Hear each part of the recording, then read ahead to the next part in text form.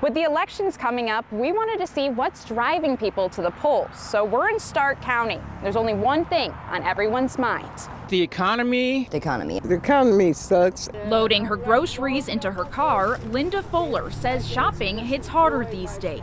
It's really, really bad for, people that's on Social Security, that type of situation. And when she gets to the polls, she's going to vote based on her wallet. Financially, if people are going to be able to pay their rent, buy food, and even with the little help that you get from the government, it's really not that much. That's the exact concern of voter Joy Dodgen. We met in downtown Canton, the largest city in Stark County, an area that relies on manufacturing. The median household income is $40,000, which is $25,000 less than the state's median of $65,000. So every dollar counts. Gas going up, food going up, everything. Clothing going up.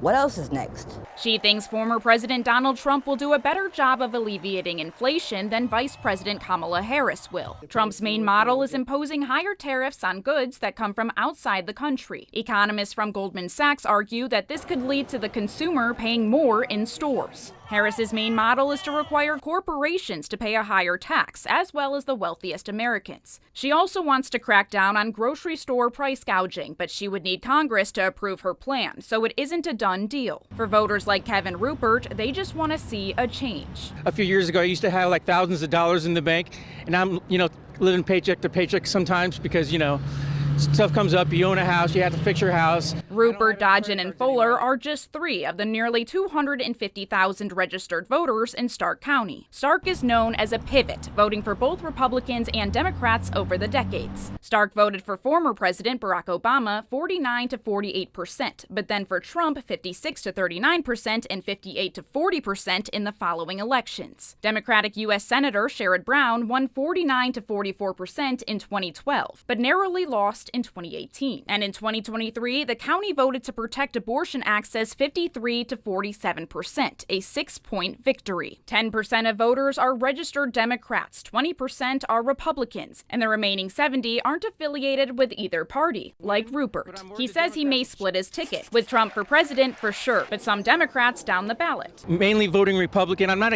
anti-democratic. Fuller also isn't registered with a side and didn't tell us who she's voting for, but she wants a president who will spend the next 4 years working for the average American. They want to help the people in general, not just the rich part of life, but the middle class also, and the people that can't help themselves. And as she ends her trip to the grocery store, she hopes that voters make the right choice. In Stark County, I'm Morgan Trow reporting.